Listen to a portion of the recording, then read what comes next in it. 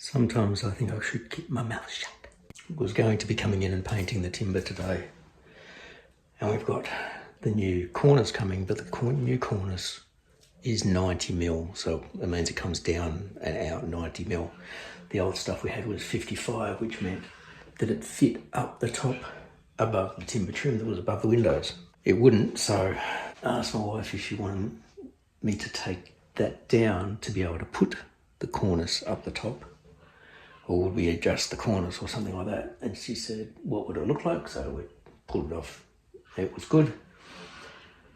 And this house also had everything was big and blocky. It was just like, let's go buy a piece of timber and chuck it up. So the trim here was like 40 mil by 19, so a 3/4 inch thick by, what's that, 1 3/4 inches.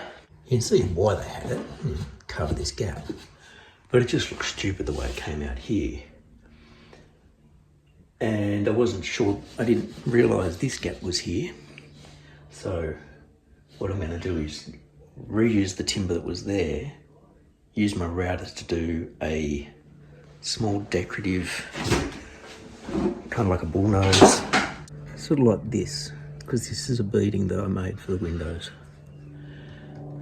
Actually, I didn't make this one, but the other windows I did, which I just copied this and just made it out of 12 mil pine. Ran the router along, then cut off, ran the router along, cut off. So, gonna do those on both these sides, so it's just like a small detail that'll still hide this. She's gonna put wallpaper on the wall so that there's a design, and she decided to do that on all the walls. So the only painting is really the ceiling and the timber on the windows. But when we talked about that stuff coming off, she then said, can we take the stuff off from around the door? Because it was just this 40 by 12 maple. Pulled that off. You'll see where the light switch was. I just popped this little bit off. So it's just the switch, because that would slip through that hole. So I was able to get the trim off without having to touch anything there. But you'll notice the door never shuts. And on checking the door jamb, it's not plumb, it's well out. And it's 125 thick, 130, wide. So I'm actually going to take the door off, take the door jamb off, cut the door jamb down to make it fit the wall a lot neater and make sure it's plumb, rehang the door. Then she said she'll find a more decorative trim to go around the door. I've ordered the new baseboards through Mitre 10. They've got a distribution centre down in St Mary's where they said it's actually in stock, so they've placed the order for me. I can pick that up when I'm down there. The cornice was supposed to be today, but I haven't heard from them. Our NBN was meant to get upgraded today, but it started raining. So they arrived to tell me that they can't do the work when it's raining. And so we've had to reschedule, and the next sunny days is Saturday and Sunday. I won't do that. Then it's raining until Thursday. I'm back at work, so it's going to have to be a day when my wife can be ready for them. I've just sanded the walls where I've taken the trim off, which is why you see the different colours. 40 years of paint in different colours.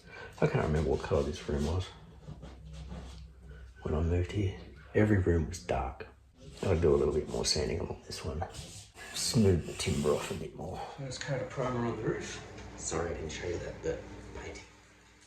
I was going to be painting the whole room, but because my wife now wants to put paper on the other walls, we're not painting those. And if we were, the plan was I'd bring in my spray gun and just spray the whole thing. Be faster. But now that I'm just doing the ceiling and the timber work, did the ceiling and I'll get focused on continuing my prep of the timber work. The plan with this window is it used to have these things sitting here and a little one there, and the screen would sit on this, it'll rest against this, and that's where the little pins were hold it in. Now, kind of waste space. I'm going to see if I can get this back off or replace it with something else, but I want to put a bit of timber running from here, so it's right along the edge of the window up to here, but then I'll have to get another one to go along here, and that way I'll make the screen fit just in that space, and that'll give all of this room for the blinds to go in, because there's stacks of room on the next one, but we always have issues with this one because of how far the screen's stuck in. You can see the old holes, how far forward the blind had to be. Locks off. I ended up cutting it off with my reciprocating saw and a demolition blade. Trimmed this down to fit it back in, reused the nails. Found another piece of timber, cut its whole length. Used my jack plane to get it down to the right height so that it's level with this. And reused the nails from the old one. Recycling, reusing. So now, when the window's shut, the screen will be right here, which means I'll have to adjust the screen. That's right. Up against there, right up. Should be good.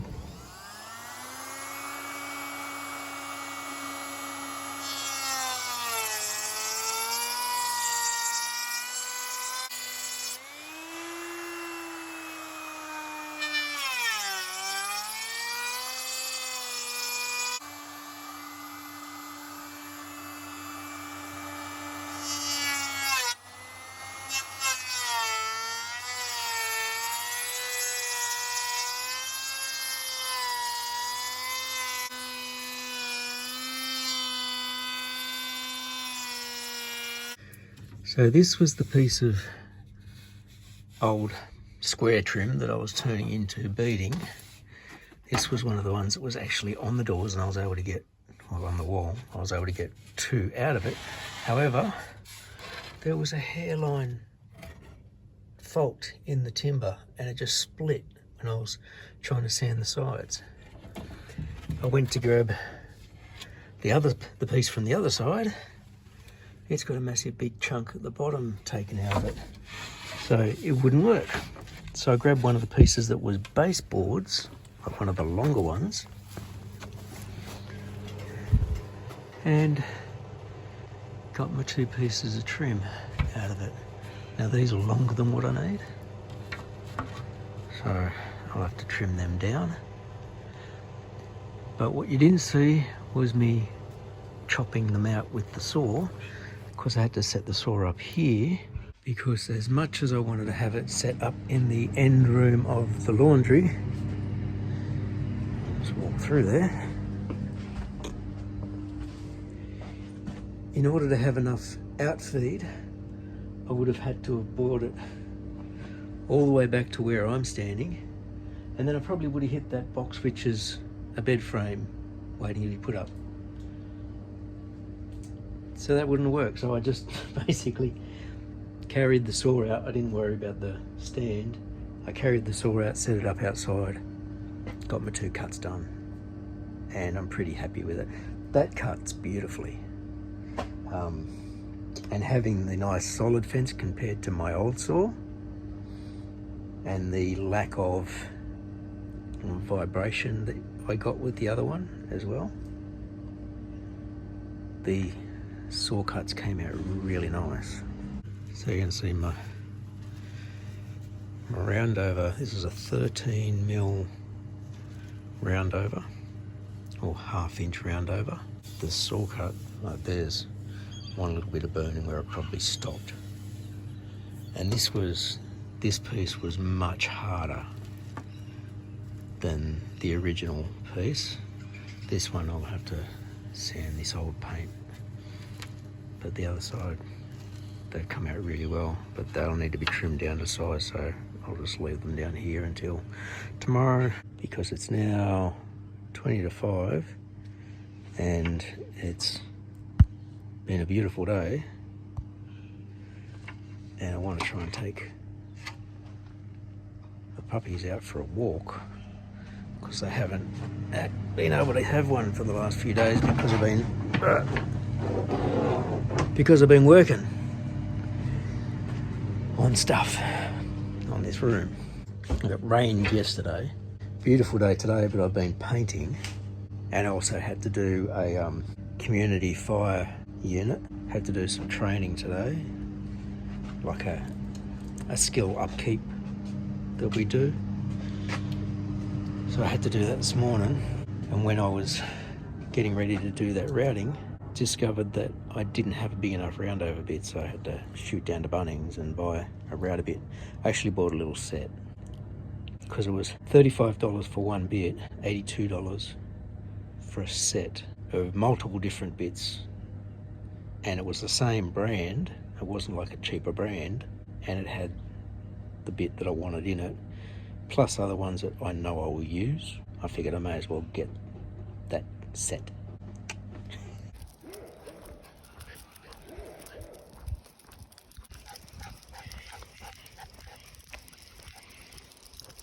It wasn't a long walk. Our 1.2, 1.3k route. They usually guide it.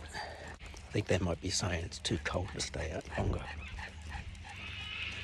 Their house is nice and warm.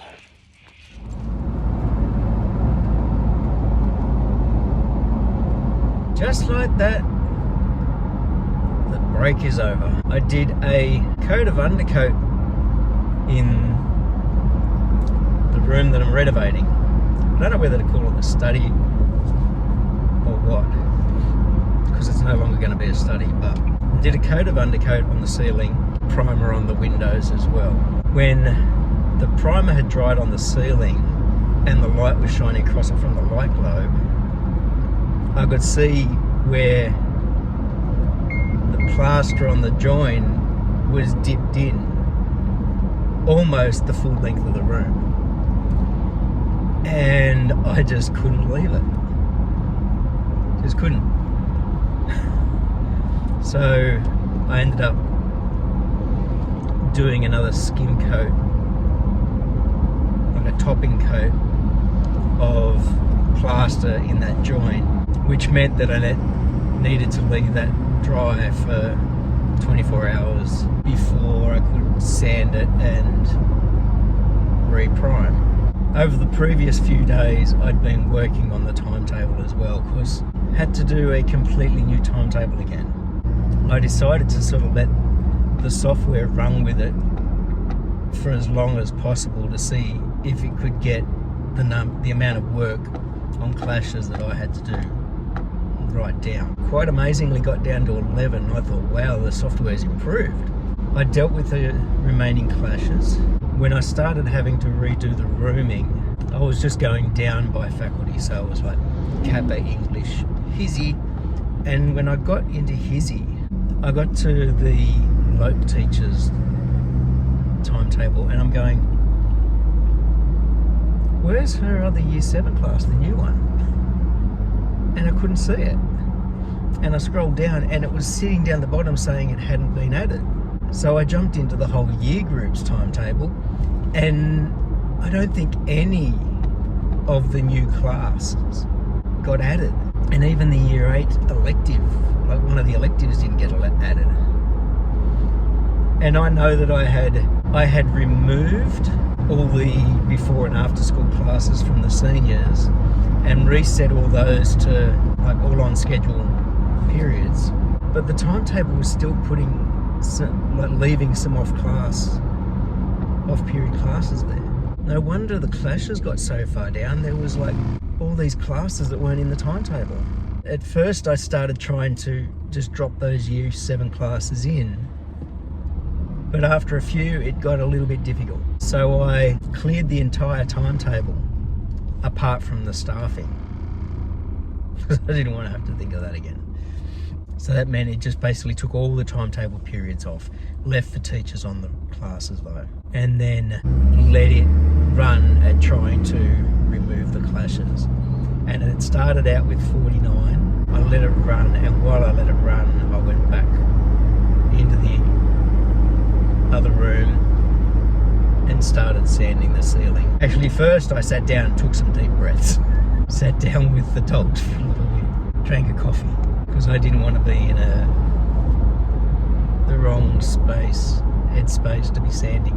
I went in and I did a thorough but gentle sanding job, trying to feather out the edges, dusted out the room, and then did another coat of primer on the ceiling. So essentially the second coat for most of the room, except along that joint where it was now just a single coat. While that was drying, I did another coat of primer on the timber work. I packed up a bit, and then I went upstairs to get back onto the timetable.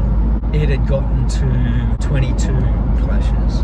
I stopped it, and I then just worked my way through the clashes. Once I'd got rid of all of those, I then went downstairs and cooked up the veggies for the dogs' dinner. Had something to eat myself as well. Went back upstairs, started to do the rooming. Now in the very end, I was able to get everything roomed except for PE's theory periods, because I don't know where they're going to want them in the new timetable. But otherwise, everything else got roomed. There were some things where rooming got clashed. I had to move classes again, special programs, that sort of thing. By the time I was completely finished, it was 12:30 in the morning. Didn't sleep the greatest, and I realised this morning why, because I'd forgotten to take my nerve pill for my neck. So that leaves me basically tossing and turning. Wearing my safety jacket, because I feel like I'm an accident waiting to happen.